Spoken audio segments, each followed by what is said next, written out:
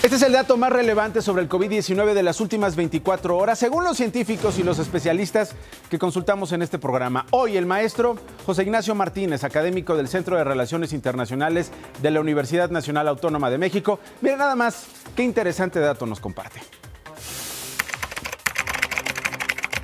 Estamos a punto ya de cerrar el tercer trimestre y vendrá el reporte de las empresas y de ahí las utilidades hacia los trabajadores y sin duda estas serán o menores o nulas. También otra cuestión, muchas empresas daban los días de Semana Santa, por supuesto pagadas, estos días de la Semana Mayor. Y pues ahora con la cuestión del frenón económico que tenemos, la mayoría de las empresas quitó este apoyo y también vamos a ver que empresas están despidiendo a sus trabajadores, a sus empleadas, y esto sin duda va a repercutir en su seguridad social, partiendo de la cuestión médica, que más que nunca en estos días es necesaria. En materia económica, para México, sin duda se va a tener que reajustar las finanzas públicas. Por ejemplo, el gobierno en el presupuesto 2020 había proyectado que la economía estaría creciendo entre 1.5 y 2%, lo cual ya no es así, tendremos un crecimiento negativo.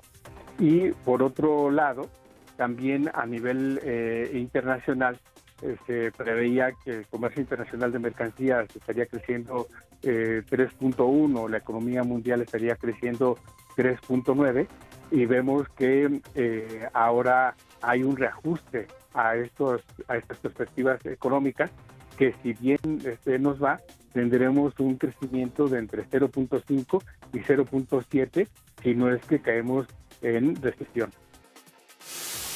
Y yo sé que muchos que nos ven están preocupados por qué va a pasar con el trabajo, qué va a pasar después de esta declaratoria de emergencia sanitaria a causa de la pandemia de COVID-19 que se amplió al 30 de abril de este año. Un resguardo domiciliario que, ¿cómo afecta a los trabajadores? Si un trabajador se enfrenta a un despido, a una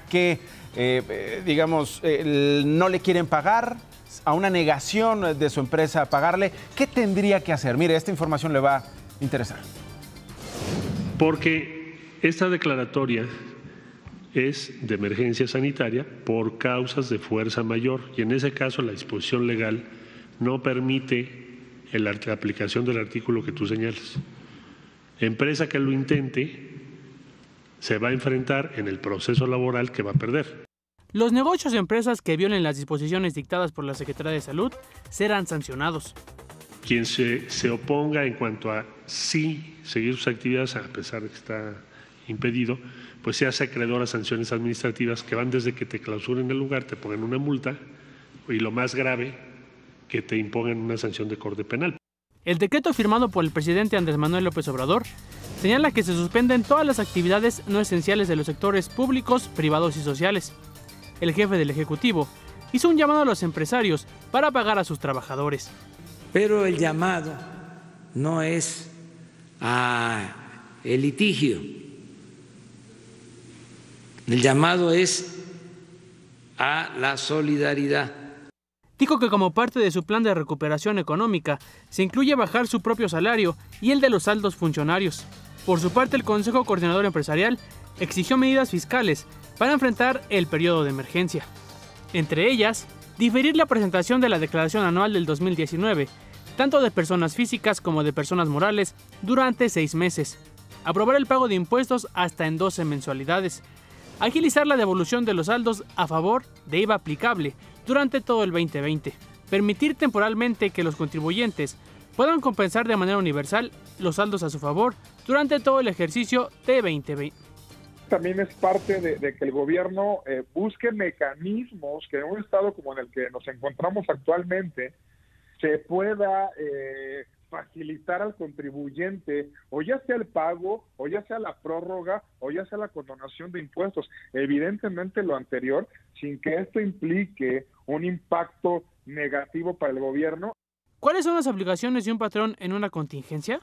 Con base en la Ley del Trabajo, con base en el artículo 42 bis, 427 y 429, las obligaciones que tendría el el patrón, sería el pago de un salario mínimo, gane lo que gane el trabajador de que se trate, por el periodo de 30 días. Otra obligación que tiene el patrón pues, es seguir pagando cuestiones de seguridad social, aun y cuando se decretara la contingencia, puesto que la relación laboral se encontraría suspendida y no terminada.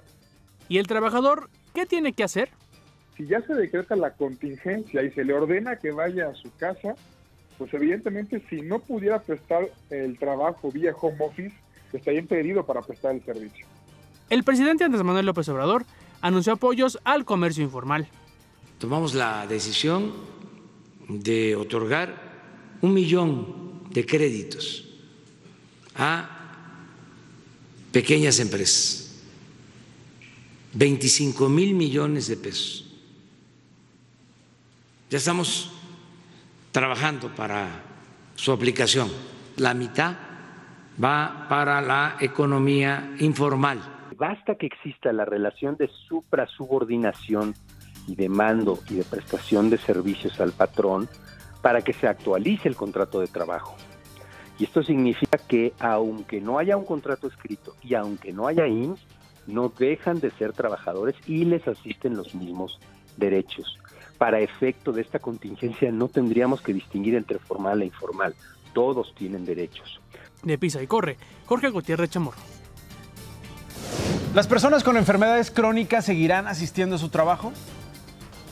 Toda aquella persona que se encuentra en condiciones de alta vulnerabilidad o gravedad frente al contagio, entiéndase las personas con hipertensión, las personas con diabetes, los adultos de más de 60 años, lo que está diciendo, o lo que nos están explicando, que las medidas significan que se restringe por completo de manera automática su acceso o desplazamiento al centro de trabajo, e incluso se les pide prácticamente que no haya movilidad, incluso que se queden en sus domicilios. ¿Qué pasa con las trabajadoras del hogar?